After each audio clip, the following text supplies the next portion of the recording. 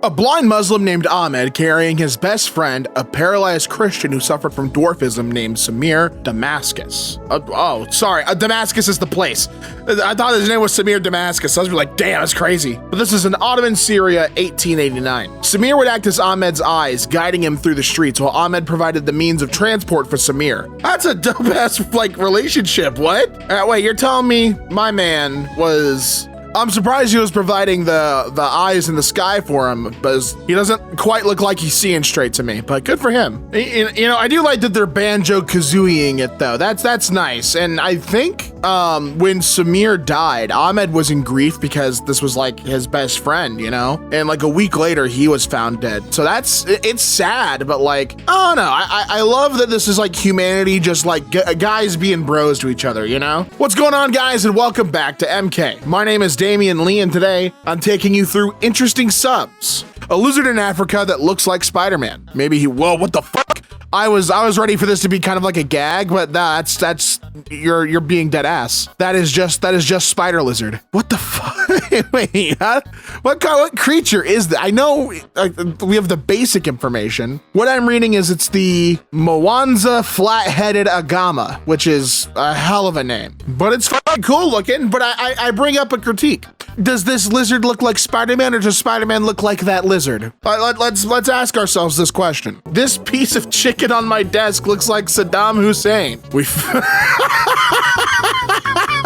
We found him. Oh, your time is up, old man. We figured out where you hiding all along. You thought you thought you could get away? You can't pull the wool over our eyes. I love the like little trend of like making like outlines that look like Saddam Hussein in everyday things. I saw that like I think it was a tweet that Quite posted where it was like Saddam Hussein in my Premiere waveform or something like that. It cracked me up. Roman soldiers coming out of the metro from Sofia, Bulgaria. Oh fuck yeah. Are they invading? Wait, is this good or bad? Wait a second. What I read was that particular station is built on like an ancient Roman road, so it's nothing unusual. I don't know if that's true or not, but that to me is very funny. If they're like, yeah, fuck it, we can be here. Historically, we were. Took out my contact lenses and ants started eating it. Excuse me? When did they get a taste for contacts? Oh my God, they did. They did start eating it. Excuse me? What's so delicious about contacts? Is it, what do you mean? I'm actually confused. Is it the tears? Or, you know what I mean? Like, is it like the get like some salinity? Maybe there's sugar? Oh, maybe this is like a diabetic thing? Like, you know, get like sugar ants and these are sugar ants? I don't know. Cause I know if you have diabetes, sugar ants will enjoy the urine from diabetics. So maybe maybe there's a taste in like other fluids since the contacts would have been in your eyes and have like, for lack of a better term, eye fluid. I don't know. My shaving cream just freaking exploded. Oh my. Holy shit, yes it did. Are you all good? What happened? Want to explain? How do you explain this to you know, the roommates or the family that your shaving cream tried to kill you? What do you even do here? I don't even know what you know, what caused the explosion, I guess. Maybe it's like I would assume maybe a pressurized thing. I don't know. I don't know. I don't know what could have happened here. In the 1980s, Arnold Schwarzenegger and Sylvester Stallone were intense rivals. Schwarzenegger once fooled Stallone into staring, Jesus! And stop! Or my mom will shoot, by pretending he desperately wanted the part. Stallone rushed to take it, only to realize too late that the movie was a total disaster. That's, you know, man, that's a pretty clever move, Arnold.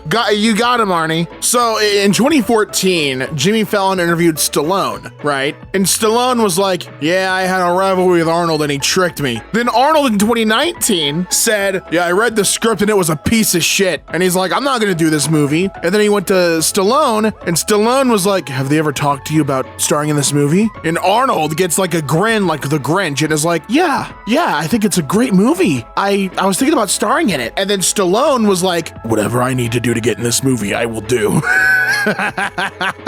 And it is garbage. It's just got like a 14% approval rating on Rotten Tomatoes. It's garbage. It sucks. And their whole rivalry was just like, because they're both big jacked guys and movie stars, they're like, you know, each film is who's the more muscular, who had the cooler guns, who's getting the higher body count, who's taking up more bad guys, you know.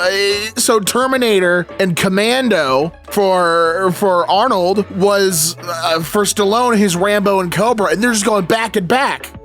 You know, like it got to the point where it got personal, and Stallone married like what, Brigitte Nielsen, who was Arnold's ex. Like they did not like each other. Then in the 90s, you know, they became best friends. Wow, what a name. Hold on now. Oh, it's the Xiloscuintle, an Aztec dog bred indigenous to Mexico. I knew that. And it's among the oldest known canine breeds, with a history spanning over 7,000 years. And it is very scary to look at. So I don't know much about like canine domestication, but this dog looks very Anubis-like to me. Do we know, was this the original breed? I know it said it was like an old world dog, but is this like the original breed, or is there some that came from like, I don't know. I feel like this looks very similar to what I like what I would assume Anubis was, you know? Dress worn by Queen Victoria. Her height was 4'11". Wow, that's kind of bizarre to look at. So this particular dress is actually the mourning dress she wore for her grandson, Prince Albert Victor, who died at like 28 years old from influenza in like the 1890s. It was also like right before his wedding, so, you know, horrible timing. What I think is cool about this, and to be a little bit of a nerd, is so that dress went up for display at the Museum of London in like 2018, okay? And it was a part of an exhibit about the like ongoing threat from epidemics, right? And why this dress in particular was so important to that is his death to influenza, Prince Eddie. His death from influenza it changed the way that epidemics were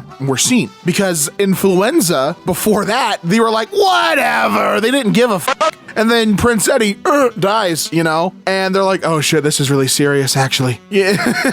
You know, so I think that's really cool. And London, in its own right, has been walloped with epidemics just throughout its history. So I feel like that area in particular should take that with some more seriousness. So I'm glad that, you know, shout out Prince Eddie, I guess. You made them take it seriously back then. Thank you. Before and after photos from different angles show the devastation from flooding in Kipnuk, Alaska. Holy fuck, man. That damn. So the befores from 2022, and damn, they got hit hard, dude. Dude, wow. Sorry, I'm like in awe. And what's crazier is like, I didn't even know this happened. You know, like I'm reading an article about it that was published last month, and I haven't seen this on the news at all. This is like, I'm shocked that there's just no coverage on it. Man, I'm hoping they're rebuilding, because that shit's crazy, man. Wow, that's sad. A diamond merchant from Surat, India gifted 400 apartments and 1,260 cars as Diwali gifts to employees. Holy shit, man. What? Can I get more info on that? What? So Diwali, I didn't know this, I'm educating myself, but it is the Festival of Lights. It's a 5-day holiday that is like, it symbolizes the victory of light and good over evil, right? So this being a gift rules, first of all. But can you imagine seeing this while your manager is giving you a pizza Friday? Or like denied your sick time and you're like, wow. I feel like this is just incentivizes the people working for this merchant to like continue working for them, right? It's a good thing. I don't know. I see this as like a nice thing. I don't know if massive gifts like this are common in India. I wouldn't know. I'm not familiarized with the culture and like workplace etiquette and stuff, but this is sick. I really like this. A vintage car graveyard in Western Germany. Damn, wow. This is fun to look at. This feels like this would be so cool to do like a photo shoot in, you know? Like this looks fun. And the collection there here. So it's by a guy named Michael. I'm not even gonna try his last name. In 2000, he bought 50 vintage cars for his 50th birthday. All of them manufactured the year he was born. He removed all the pollutants from them and then parked them in a private forest near his home in Western Germany to make that graveyard. So there's like a Jaguar XK120, a Rolls-Royce Silver Ghost, a Porsche 356, which is pretty cool to me. And these would be worth so much money if they were restored, but I like that he has just made this, like, I don't know, it's like an art collection at this point. I think it's cool. I don't know. I'm sure some guys are gonna be like, oh, but you could have sold those cars, you suck. I don't think so. To me, this is fun. The more interesting part about this to me is him having a private forest. I think that's the more interesting part of this. He's got his own forest. How'd you do that? What's in there, man, other than the cars? You got Sasquatch roaming around? This is what an X-ray done on a baby's hand looks like. That's about what I expected. I don't know this. I mean, interesting because I've never seen an X-ray of a baby, but not interesting because I don't know what else you would have expected. You know what I mean? Like, this sounds about right. The Himalayas photographed by a satellite orbiting over Afghanistan. Dude, that's fucking sick. Holy shit. I don't know. Is it just me, or does anyone else get like a kind of an unsettled vibe looking at mountains? Like, I think because we're all used to growing up in places that have more population and are filled with people, when I see something that feels so desolate, like, it's very beautiful, but it also, like, there's nothing going on there. And I don't know how my brain would react to that. You know what I mean? There's no, like, it feels like weird and like kind of unsettling. I don't know how to explain it. Like, I know the Appalachians, like, shout out to my Appalachian viewers here. I know you guys don't fuck with that at all, because you're like, there's a cricket man up there. And the cricket man is like, half cricket, half man, like a minotaur. Well, no, there's a vibe with mountains. They're like hauntingly beautiful, if that makes sense. Oh, we got a little guide for what different mountain ranges that we have here. We got Everest. I see Everest back there. And then welcome to Damian Lee, Butcher's iconic mountains. We have the beautiful mountains of Kanchenjunga, Lost, Makalu, Shoyu. We have Shishapangma, Manaslu, Dhalagiri, and Annapurna. So, you know, oh, how could I forget, by the way, next to Everest is Chomolungma and Sagamartha. So, I added like 2 extra R's and I was like, Sargamatha, rather. You know, beautiful mountain ranges with names that I have desecrated. My bad. Signed Metallica vinyl in a river. Oh, was it a scorned fan? Oh my fucking God. Yeah, it's just hanging out in there. And, you know, I know Metallica's on streaming, but this is ridiculous. Bad joke. Boo.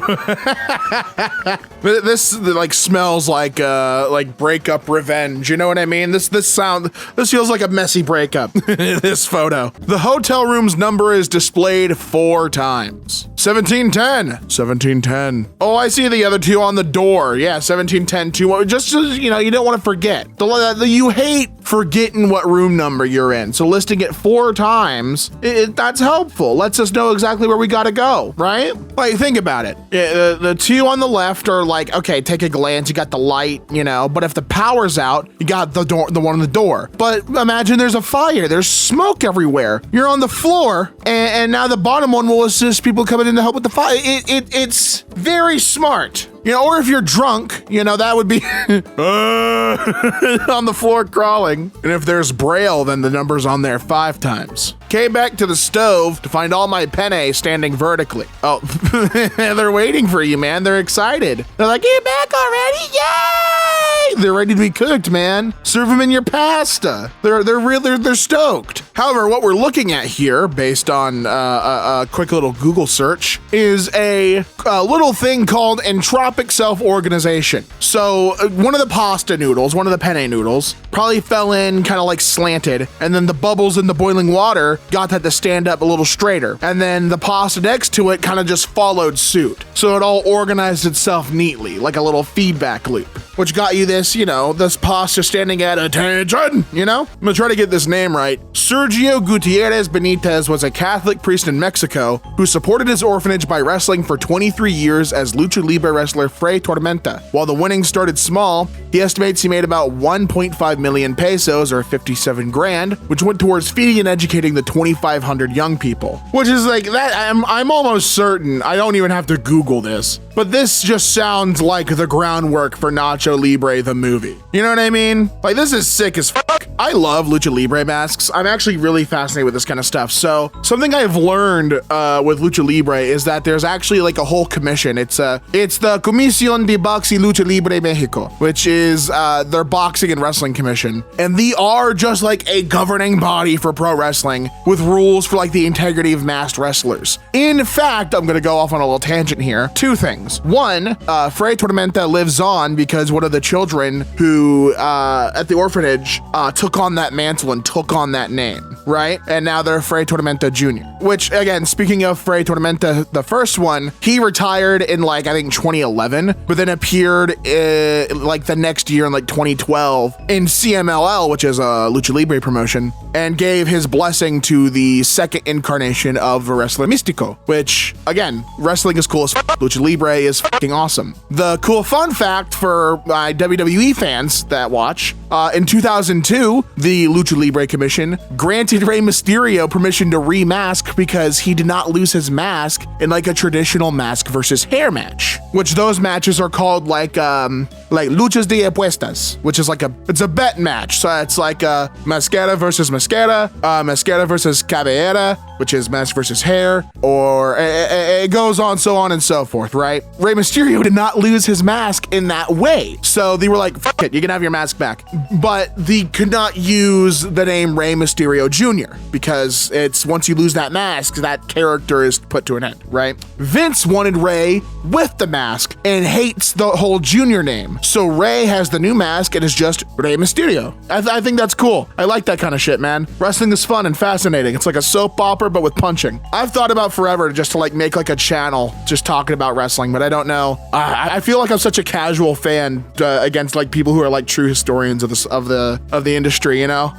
Like I know so little. Sitting water left a permanent stain on my marble countertop. Oh no, I'm sure you can remove a water stain. I feel like that's possible, right? Like I even looked up the post, and according to someone who claims they're an expert, they say they're a 15-year stone worker. Couple of things. That is granite, not marble. So if you're told you got marble, sue your countertop guy. All that happened was the water seeped into the granite because it's a porous stone and that it'll evaporate in a few days. But OP said it was under plastic, okay? And that if the plastic had any oils or other liquids on it, that could stain the stone. And what you can do is hold a lighter next to one part of the moistened area for like 10 seconds at a time. And you should see that start to pull the water up from the full stone thickness and then evaporate away, right? So the stones like granite capture water hella easily, and due to surface chemicals they use for the face shine, it takes time for that to evaporate. But it's not permanent. It's not going to stay forever. You're going to be you and your countertops will be okay. We promise. Found a fully intact statue while removing litter from the river shore. Oh, you found a cursed item. Put that shit back. I would not don't take that with you. It may look like a holy relic. I assure you it is not. You have awakened a water god. Put that back where you found it, or so help me. The OP says it was lodged between two rocks upside down halfway underwater. And someone else said that it is a statue of Sri Sai Baba of Shirdi. I don't know if I got that right. So sorry. Who was an Indian spiritual guru. So maybe no water god. I believe I had to look it up. His teachings were like, realization of the self and like don't love things that are like material or perishable, I think his core teachings though were like forgiveness, helping others, inner peace, contentment, things like that. So it is a holy item. Take that shit, man. That's yours. So I guess no, more like a spiritual item, right? That makes more sense. Maybe not holy, but you know what I mean. Pulled this tick off my dog that has a tick in it.